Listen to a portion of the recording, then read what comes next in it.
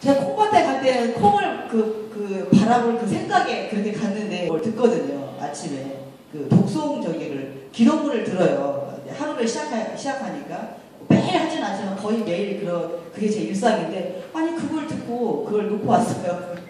핸드폰을 정신이 없어가지고. 잘 지내셨어요? 일주일 동안? 빨리 가죠. 너무. 우리 오늘 몇 주째예요? 오늘이? 몇 회예요? 얼마 남았어요 그러면? 포함해서 6번씩이나 남았어요? 저는 막 거의 끝나는 6번밖에 안 남았어요. 거의 막 끝나는 그런 느낌이에요. 이제 실습 한 번 남았고, 그리고 이제 약용식물, 약용식물 공부하셔야 되고, 뭐 얼마 안 남은 것 같아요. 금방 뭐 끝나버릴 것 같은데 되게 빨리 가요. 그러고 보니까 며칠만 100일도 안 남아서 나이 한 살 더 먹는 게, 그죠? 네. 서럽나요? 즐겁나요? 네. 서러워요? 서러우신 분. 네. 아, 내가 이렇게 나이 먹으니 너무 서럽다 하시는. 아직 나는 괜찮아. 네. 나는 아직 괜찮아 하시는 분. 네. 네. 괜찮다고 하셔야죠. 네. 그게 그 생각의 차이인 것 같아요. 저는 제 나이 50이 기대가 됐어요. 지금도 물론 기대하는데 나는 50이 안 됐으니까. 나는 그러니까 제가 이게 지금 관절 이렇게 손가락에 이렇게 관절 그러니까 퇴행성 관절이죠.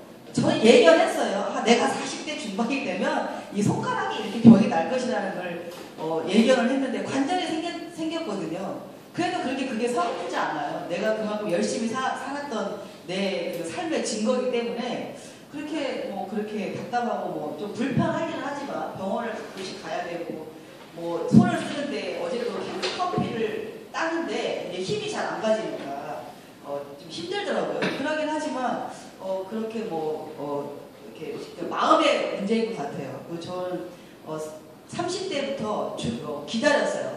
나의 50대. 내 50대, 나의 모습이 어떨 것인가를 머릿속에 그리면서 내가 지금보다는 훨씬 보람차고 아름다운 뭔가를 남겼을 것이며 뭔가를 이루고 살 것 같아서 굉장히 기다려졌죠. 그래서 뭐 서럽진 않은데 어쨌든 그래도 빨리 가네요. 며칠 안 남았어. 한 살 더 먹는 게. 자, 오늘은 뭐를 할 거냐면요.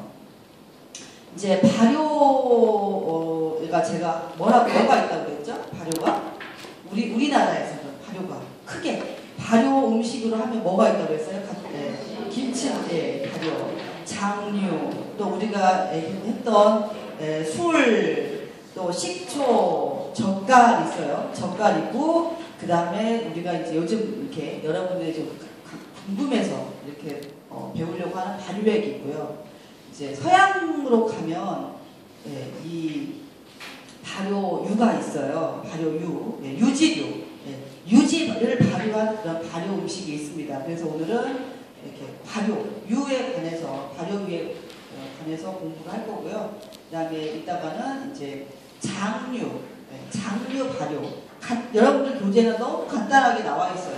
그런데 여러분들 실생활에서 장류에 대해서 좀 많이 아셔야 응용도 하시고 우리 그 식생활에서 이용도 하시고 그러시겠죠.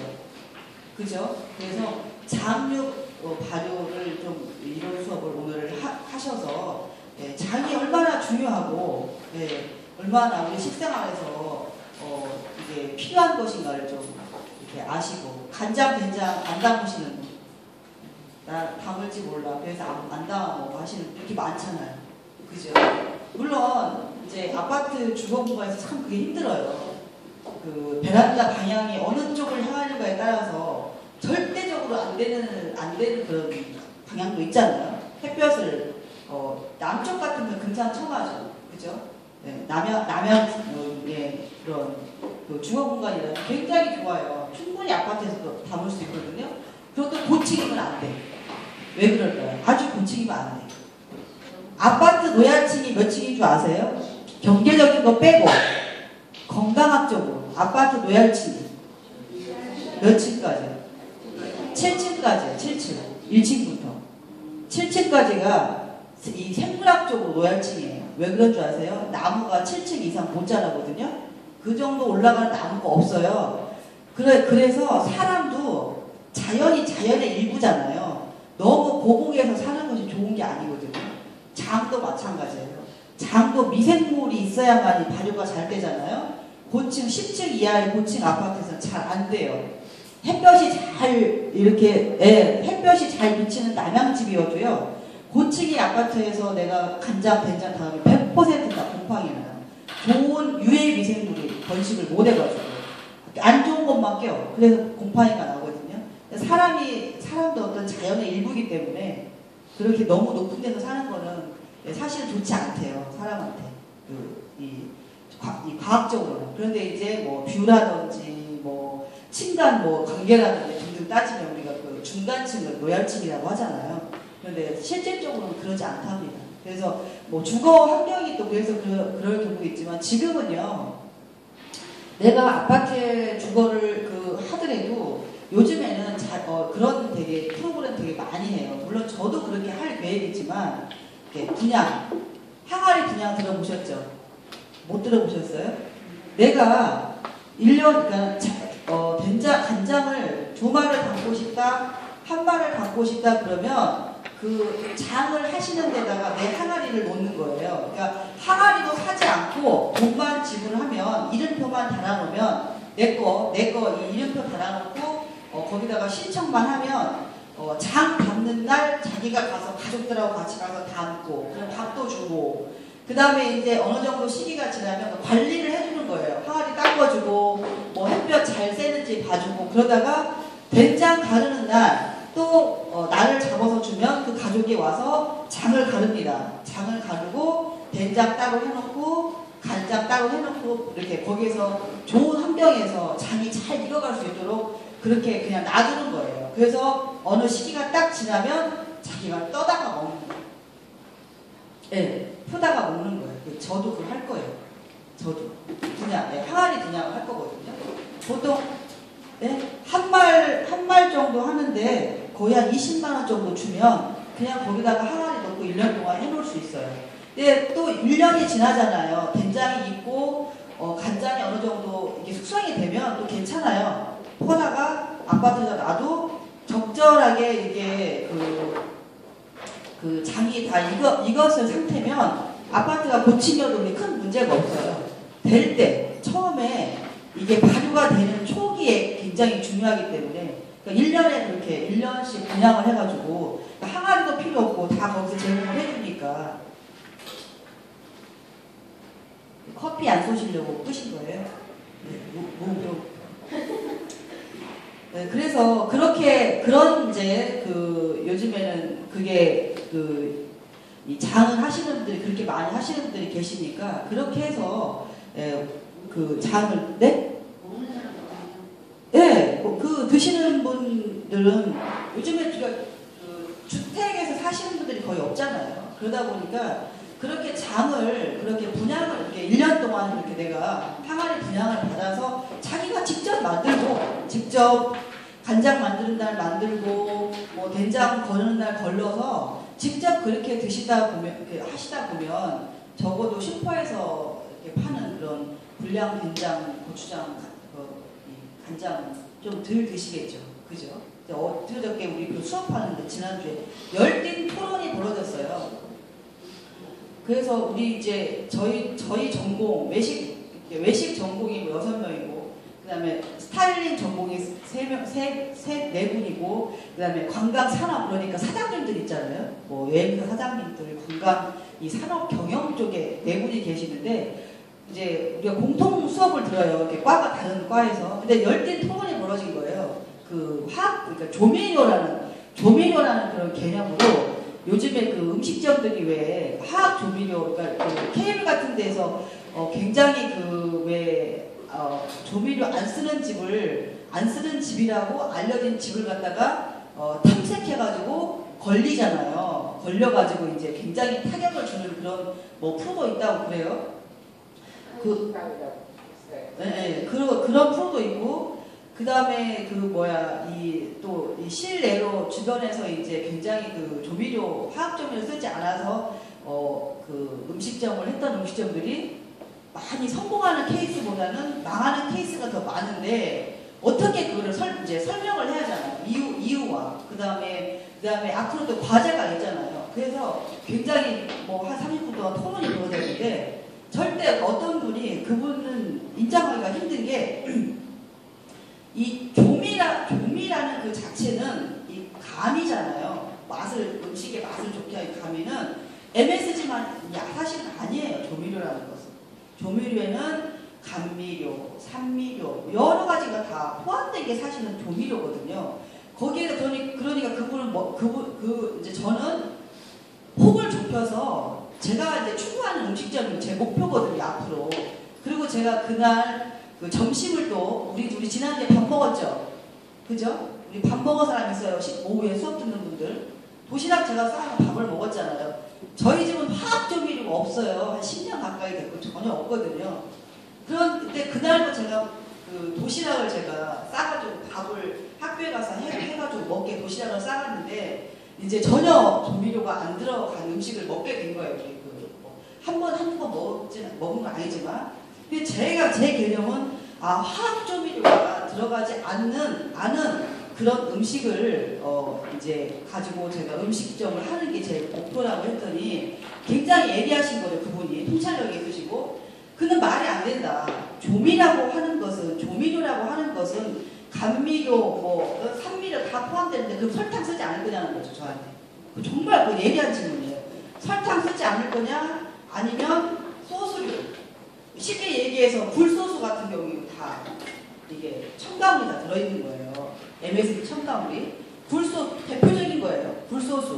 특히 중국 그쪽 저쪽 서양 쪽은 잘 원래 MSG를 다 쓰지 않아요. 향신료 가지고 맛을 내지. 그런데 그런 거를 쓰지 않고 그렇게 할 수 있겠냐라는 거. 근데 사실 그렇게 얘기하면 답이 없어요. 못 쓰죠. 못 하죠. 그냥 설탕까지도 쓰지 않고는 조청을 물론 쓰지만 설탕이 들어가야 될 때가 있고 조청이 들어가야 될 때가 있잖아요. 그죠? 예로 있잖아요. 명동 칼국수나 그런 데서 겉절이 매일같이 하는 집 있잖아요. 그 집에 물엿을 굉장히 많이 쓰거든요. 왜 그럴까요? 물엿을 조청이라고 치자고요. 그걸 쓰게 되면 쌍박하니 금방 먹을 때는 맛이 좋아요. 아주 맛있어요. 감칠맛 나고. 그런데 익혀서 먹어야 될 김치에다 물엿을 썼다? 난리 납니다. 안 돼요. 맛도 없어지고요. 설탕은 뭐예요? 미생물의 먹이잖아요. 먹이. 설탕의 역할이 미생물의 먹이기 때문에 설탕을 첨가물로 해서 발효를 도와줘요. 발효. 좋게 맛있게 김치가 숙성이 되도록 도와주기 때문에 내가 설탕 안 쓰겠다고 만약에 조청을 썼다? 그러면 그 개는 발효가 잘 안 일어나는 거예요. 그런 예거든요. 답이 없는 거예요. 그래서 그냥 우리는 결론을 내리기를 MSG로 한정을 짓자. 너무나 저도 뭐 가끔씩 굴소스를 쓰니까 그 중국 음식 할 때도 그렇고요. 마른 어떤 그 재료를 볶을 때 굴소스를 좀 쓰거든요. 그래서 그렇게 그 소스를 마찬가지죠. 우리 가장 그 서양 쪽에서 우리가 집에서 많이 쓰는 게 무슨 소스예요? 우리 고기 해 먹을 때 찹스테이크 같은 해 먹을 때 에이언 소스 많이 쓰고 막 그러잖아요. 여러분들은 요즘에 에이언 소스 아니어도 딱 마트에 가면 돈가스 소스, 스테이크 소스가 다 나오니까 지금은 괜찮지만 매장에서는 다 에이언 소스를 많이 쓰거든요. 그래서 그런 소스까지 만약에 쓰지 않고 설탕까지 이게 조미를 하지 않는다면 우리가 일상적으로 먹을 수 있는 그런 음식을 만들기가 굉장히 힘들다는 결론으로 MSG 정도로 한정을 지차라고 그냥 결론을 내렸어요. 30분 동안 열띤 토론 끝에. 어쨌건 이 발효라는 것은, 발효 음식이라는 것은 굉장히 사람들한테 유익한 것 같아요. 이 인간의 신체. 저도 체험해요. 저 자신도. 제가 이렇게 청국장 그렇게 그냥 이렇게 간단한 양념해가지고 이렇게 먹는 거, 밥할 때 먹는 거. 저 오늘도 제가 컴퓨터로 작업할 일을 할 게 있어서 제가 도시락을 싸왔거든요. 나갔다 올 그런 아끼려고. 그게 도대체 아끼는 건지 내가 시간을 버는 건지 모르겠지만 어쨌건 밥을 싸우면 항상 그 집에서 그냥 생된장 네, 끓이지 않은 된장을 수시로 먹어요. 저 같은 뭐 채소 찍어서 그렇게 먹고 그러거든요. 근데 확실히 어쨌든 저는 여러분들 보기에도 그렇게 뭐 그 약자로 보이지도 않거니와 제 스스로가 뭐 변비라든지 뭐 그런 거를 실감을 안 하니까 잘 몰라요. 그래서 저는 죄송하지만 변비로 고통받으신 분의 고통을 저는 몰라요. 왜? 내가 겪어보지 않았기 때문에. 잘 본인이 겪지 않으면 잘 모르잖아요. 그러니까 그 식생활이 그만큼 중요하다라는 거죠. 그러니까 발효유도 좋은 아주 유익한 음식에 속하죠. 그래서 원유, 네, 우유죠, 우유 또는 유제품을 유산균 또는 효모로 발효시켜 호상, 액상 및 동결한 것으로 네, 무지유 고형분이 3% 이상인 것이 발효유고요. 유산균 발효유는 제품의 유형에 따라 액상 발효유, 농무 발효유, 크림 발효유, 농무 크림 발효유, 버터 발효유로 구분될 수 있는데 우리나라에서는 액상 발효유와 농무 발효유가 널리 이용된다. 이게 뭐예요? 액상 발효유가 뭐예요? 요구르트. 네, 오늘 내가 컵버스 사 먹으려고 했는데 놓쳤어요. 자느라고. 네, 오는 타이밍이 있는데. 요구르트가 액상 발효유죠. 농무 발효유는 뭐예요? 슈퍼백. 네, 슈퍼백. 그게 농무 발효유. 액상 발효유는 그냥 마시는. 네. 네, 저기 야쿠르트. 네, 그걸 얘기해요. 가장 많이 먹잖아요. 그죠? 우리는 그 유지로 발효한 치즈 또 버터 발효한 치즈 별로 우리나라 사람 잘 못 먹어요. 입맛에 안 맞아요. 서양 사람들이 청국장을 못 먹듯이 우리나라 사람들이 발효한 치즈나 버터 잘 못 먹습니다. 프레시한 거 아니고서. 그죠? 네, 발효한 치즈 좋아하세요? 별로 없으시잖아요. 그죠? 그래서 가장 완전한 식품이라고 해요. 발효유는. 자, 유산균을 배양시켜 만드는 과정에서 단백질이 분해되어 필수 아미노산 함량이 증가되고 동양인에게는 소화성이 나쁜 우유의 유산 및 글루코스와 갈락토스도 분해되어 소화 흡수가 용이한 장점이 있다. 왜 우리는 이 소화성이 나쁠까요? 우유를 먹었을 때. 왜 안 될까요? 왜 잘 저도 사실 흰우유 잘 못 먹었어요. 어릴 때는. 그래서 아주 어릴 때는 딸기 우유 먹고요. 네, 서울 딸기 우유 먹고 개인적으로 서울 커피 우유를 무지막지하게 먹었어요. 몇 년 전까지만 해도. 하루에 2-3개. 많이 먹으면 4개까지 먹었어요. 그게 칼로리 엄청 많은 건데. 요즘 끊었죠. 뭐 몇 달에 하나 먹을까 말까 해요. 흰우유 잘 못 먹거든요. 왜 그럴까요? 우리는 육식을 하는 그런 체형이 아니고요, 내장이. 그리고 그렇기 때문에 우리 이 장에는 우유를 분해하는 그런 저기가 별로 있지가 않아요. 뒤에 나옵니다. 유산균 발효유는 인체에 필요한 영양소의 종류, 양, 이용, 효율 면에서 완전 식품으로 알려진 우유를 주 원료로 이용하기 때문에 우유의 영양 가치 외에도 균에 의한 대사산물의 생성 등 영양적 가치가 우유보다 훨씬 좋아요. 그래서 단지 발효유에 그러니까 농무 발효유도 발효유를 너무 아주 걸쭉한 거 줄 때는 뭘 드셔야 되냐면 그래야 좋으냐면 플레인 감미가 되지 않은 야쿠르트 그러니까 농무 발효유죠. 다 댁에서 다 만들어서 드실 수 있죠. 감미가 우리가 아줌마가 야쿠르트 아줌마가 파는 것도 다 감미가 돼 있거든요. 그래서 뭔가 희석해서 드실 때는 그게 사실 좋은 건 아니에요. 드레싱을 만들 때도 마치 플레인을 드셔야 돼요. 그래야 그게 가장 좋아요. 우유보다 어쨌든 우수합니다. 우유의 영양 성분에 또 발효가 됐기 때문에 체내 유당분의 효소가 우리나라는 식생활적으로 없어요. 이 락타제라는 효소가 적어요. 그래서 더 적은 사람은 이게 평균치가 있지만 또 개개인의 차이로 인해서 더 적은 사람이 있는데 이거는 유당을 소화하지 못해요. 이 락타제가 적기 때문에. 그래서 이 우유를 먹으면 설사를 한다던가 배가 아프다던가 이렇게 소화장애가 일으키죠. 그래서 우리는 흰우유를 잘 먹지 않았어요. 근데 또 이렇게 역사적으로 보면 우리가 우유를 먹기 시작한 적이 대중적으로, 물론 조선시대에도 우유가 있었어요. 조선시대에도 우유가 있었는데 우리가 대중적으로 우유를 음용하게 된 게 그렇게 오래되지 않았어요. 100년이 조금 더 됐나? 어쨌든 뒤에 더 와요 또. 그래서 이거를 유당을 분해하지 못하는 거를 유당 불내증이라고 한다고 합니다. 그래서 그러나 발효 위에는 유당을 소화시켜주는 효소가 있어서 유당 불내증을 지니고 있는 사람은 발효유를 마심으로써 우유의 영양 섭취를 할 수 있다는 거죠. 자, 발효유의 역사예요. 조선시대에도 우리가 우유는 있었지만 중종 때는 어느 정도 시기일까요? 조선시대? 이제 막 조선 중기로 시작되는 시점이겠네요. 중종 때부터 우유를 먹었다는 기록이 있어요. 그래서 낙죽의 형태죠. 그래서 낙죽, 타락죽이라고 합니다. 타락죽. 네. 낙죽의 형태로 만들어서 먹기 시작했어요. 제가 지난번에 그 호박 타락죽 가르쳐드렸죠.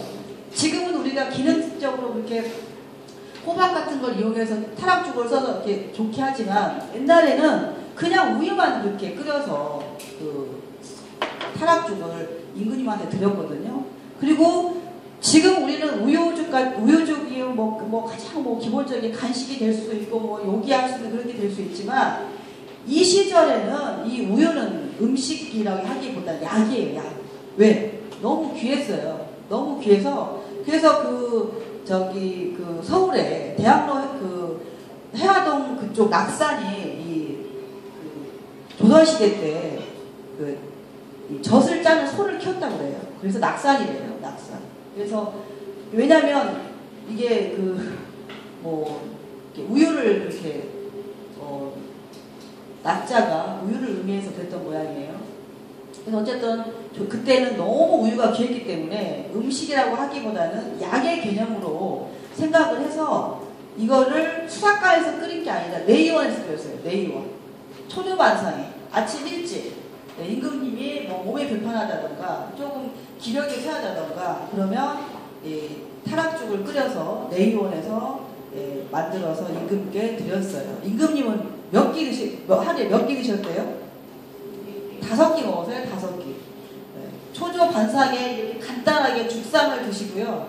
10시에 아침 수라, 12첩 반상 아침 수라 드시고 점심은 그 대신 수라상 안 드세요. 낙거상이라고 해가지고 비빔밥이나 면 종류나 가볍게 점심 드시고 5시쯤 돼서 또 저녁 이제 수라 12첩 하루에 12첩은 두 번 드시고 밤에 야식을 드셔서 5번 드렸다고 해요. 네, 그러나 영조 임금님은 그걸 다 생략하고 많이 안 드셨어요. 자, 우유죽은 이 기록에 나온 이 레시피예요. 네, 우유 한 컵에 물 2컵을 부어 미지근한 물로 잠깐씩 서너 번 끓인 다음 쌀을 쪄서 가루로 만든 신말을 조금씩 넣어 다시 끓여 소금물로 간을 맞춰 먹는 것이다 라고 기록에 나와 있고요. 또 조선조 역사에 비운의 왕이 있죠. 네, 임진왜란을 겪은 선조 임금이 도망을 가잖아요. 북쪽으로 도망을 가면서 얼마나 스트레스를 많이 받았겠어요. 그죠? 나는 임금이 안 돼봤으니까 모르겠지만 어쨌든 비굴한 임금이든 훌륭한 임금이든 간에 최고의 통치자가 도망을 갈 때 그 심정이 얼마나 기가 막혔겠어요. 스트레스를 많이 받았겠어요. 그래서 그때도 부선앙독이라는 그런 백설기를 찝니다. 여러 가지 한약재를 이렇게 넣어가지고 근데 그거를 쪄서 보관을 이것도 마찬가지예요. 보관을 하기 좋으라고 가루를 내기가 굉장히 힘들었어요. 조선시대는. 지금은 쌀을 딱 담궈가지고 방앗간에 가서 딱 갖다 맞으면 빻아주지만 이 시절에는 그게 안 되기 때문에 일단 쌀가루를 빻아서 그걸 찝니다. 부선앙독도 그랬어요. 쪄서 백설기처럼 쪄서 그걸 다시 다 부셔서 말려.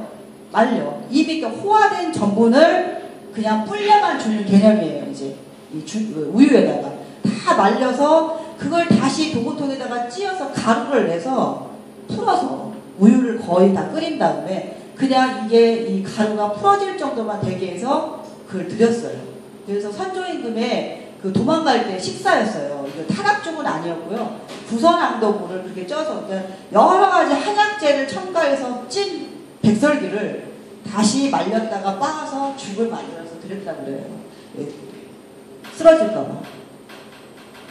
그래서 우유죽은 음식이 아니라 약이었다. 자, 1902년에는요, 일본인 평산정길이라는 사람이 우유 영업 허가를 처음 받았다고 그래요. 영업 허가. 그러니까 심판할 수 있는, 판매할 수 있는. 대한제국의 농산물부 기사로 있던 프랑스의 쇼트가 본국에서 젖소 11마리를 수입해가지고요, 지금의 신촌역 부근에서 사육하여 외국인을 상대로 우유를 판매하였다고 한다. 이것이 우리나라 최초의 상업적 우유 판매였다고 그래요. 서양의 식생활은 우리보다도 훨씬 이전부터 우유를 먹었던 거예요. 육식을 했고, 이 유목생활에서 기초를 하기 때문에 우리는 농경이 기초지만 식생활이 유목의 기초이기 때문에 고기와 우유를 아주 옛날부터 먹었기 때문에 이 사람의 내장 신체도 그렇게 발달을 해온 거예요. 그래서 우유에 별로 반응하지 않아요. 이렇게 거부 반응이 없는데 우리는 불과 언제부터 이게 100년 좀 넘었죠? 처음으로 그전에는 일반인들은 전혀 먹을 수가 없었어요. 우유를. 임금님밖에 못 먹었거든요. 궁중에서밖에 못 먹었는데 100년 조금 넘었어요. 보면. 그죠? 그러다 보니까 우리는 우유를 이렇게 계속 먹기 시작한 지 얼마 안 됐기 때문에 우리 신체가 그렇게 아직 발달이 안 돼 있는 거죠. 그리고 1910년부터 현재까지는요, 62년이 되어서야 우리나라는 최초의 균질 우유와 연유를 생산하기 시작했다고 합니다. 진짜 얼마 안 됐어요. 그죠? 유산균. 포도당 또는 유당과 같은 탄수화물을 분해하여 유산이나 초산과 같은 유기산을 생성하는 균이에요. 유산균은. 유산균의 정의죠. 이거는. 유산균이 당으로부터 유산을 만드는 것을 발효라고 하며 이러한 발효 과정을 거쳐서 발효유, 치즈, 버터와 같은 발효식품이 만들어지죠. 1899년 티샤는 모유를 먹고 자란 어린 아이의 장에서 미생물을 분리하여 바실러스 비피더스, 어디서 많이 들어봤어요? 이걸 보시면요, 시중에 판매되는 약간 노후한 발효의 이름이 다 나옵니다. 이 학자들 이름을 다 따가지고 만들어서 이거 네이밍을 했기 때문에 그래요. 그래서 바실러스 비피더스라고 이름을 지었다고 하고요. 그 다음에 이제 유산균 발효유가 전 세계적으로 널리 보급된 계기는 유산균 과학의 아버지라고 불리는 러시아 태생의 생물학자인 메치니코프에 의해서이다. 메치니코프도 있죠. 비피더스도 있고 메치니코프도 있어요. 이 브랜드에. 그래서 이렇게 만드는 거예요. 네이밍을 한 거예요. 보편적으로 치즈 있죠. 세계 여러 나라의 치즈가 있잖아요. 아주 유명한 치즈. 여러분들 무슨 치즈 좋아하세요? 무슨 치즈? 체다? 보통 유명한 치즈 이름은 다 지명 이름이 되게 많아요. 지명. 치즈 이름이 지명의 이름이 되게 많은데 발효유는 사람 이름이나 이 발견된 균 이름이 많아요. 근데 우리나라의 경우에요. 브랜드 네이밍이니까. 유산균의 크기는 보통 규균은 너비가 0.5에서 1mm이고 간균은 0.5, 굉장히 작다는 얘기예요. 그렇게 생각하시면 되고, 육안으로는 관찰이 불가능하고 현미경을 통해서만 볼 수 있다. 대부분의 유산균은 영하의 온도에서는 가사 상태로 존재하다가 주무시고 계시다는 거예요. 주무시고 8도 이상이 되면 서서히 활동을 시작하여 37도 전후로 가장 활발한 활동을 한다. 그러나 45도가 넘어가면 생육을 억제당하고 60도 이상에서는 사면하기 시작한다. 이걸 보시면 어때요? 뭐하고 똑같아요? 우리가 효소. 네, 효소하고 똑같아요. 그렇게 보면 일반적인 미생물의 성질이에요. 얘는 일반적으로 미생물은 추운 아주 온도가 낮은 곳에서는 휴면 거의 기절하고 있다가 온도가 차츰차츰 올라가면서 얘가 활성화되기 시작하다가 사람의 이 몸의 온도 정도에 됐을 때 가장 절정을 이루다가 그 이상의 온도가 되기 시작하면 점점 약해지다가 60도가 되면 이제는 어때요? 꼴까닥 예, 돌아가신다는 얘기예요. 그게 미생물의 기본적인 다 여기에 속해 있어요. 그래서 여러분들 청국장 살짝 끓여 의미 없다니까요. 이미 끓인다는 건 100도를 넘기 때문에 미생물은 죽어요. 그렇게 따지시면 생 청국장을 드셔야 되고 어차피 끓여 먹을 거 살짝 끓이는 것보다는 조금 끓이는 게 좋아요. 어제도 제가 청국장을 포장하느라고 이제 찌었더니 우리 딸내미가 엄마 버섯에다가 두부 넣어가지고 청국장을 딱 이렇게 끓여줬으면 좋겠어 라고 했는데 제가 끓여줄까요? 못 끓여줄까요? 잘 못 끓여줍니다.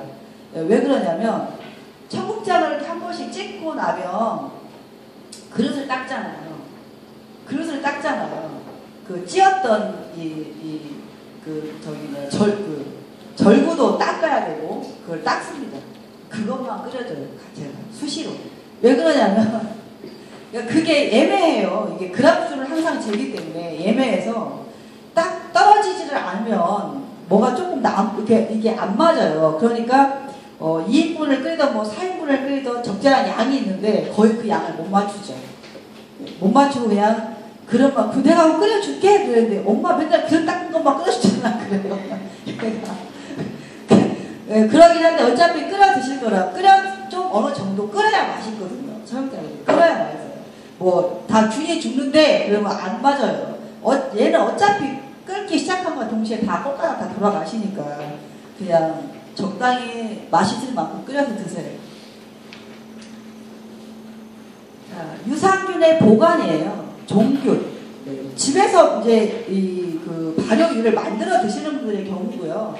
거의 대부분은 다 사서 드시면 되니까 이건 종균이니까 액체 보관, 동결 건조 보관, 냉동 보관, 액체 질소 냉동 보관법 등이 있어요.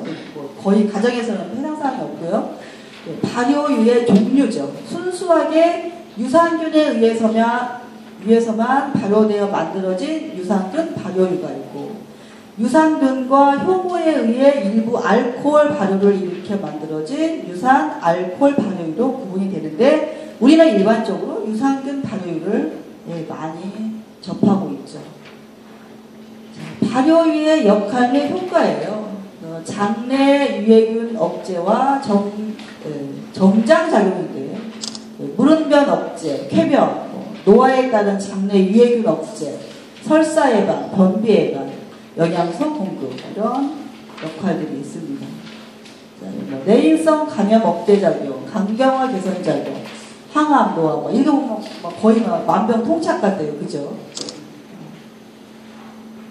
자, 요크루트 마시는 요령이거든요. 요크루트는 유산균이 많이 들어있을수록 좋겠죠, 그죠? 네. 밤사이 위액 분비가 많으므로 위의 산도가 높은 아침 식전에는요.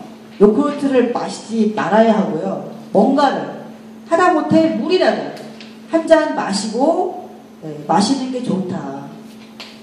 요크루트의 유효기간은 보통 섭씨 4도의 냉장 온도에서 10일 정도라고 해요. 그래서 여러분들이 이제 구매를 하실 때 그거를 보시고 왜 제조한 날 이렇게 표기가 되어 있잖아요. 유통 기한이 표시가 되어 있는 것도 있고 제조한 날이 표시가 되어 있는 것도 있는데 참고하시면 되고요. 그런데 요크루트는 생산된 날로부터 3일째 먹는 것이 가장 좋다고 그러고요. 냉장에서 10일을 넘기잖아요. 그래서 상한 건 아니에요. 엄마들은 다 먹잖아요. 그렇죠. 우유도 유통기한 지나서도 냉장고에 있는 거 다 먹잖아요. 너무 오래되지 않은 거 이상 마시잖아요. 마셔봐서 괜찮으면 먹잖아요. 대한민국의 아줌마는 정말 나라의 기둥입니다. 네. 버리지 않아요. 먹어요. 지났어도.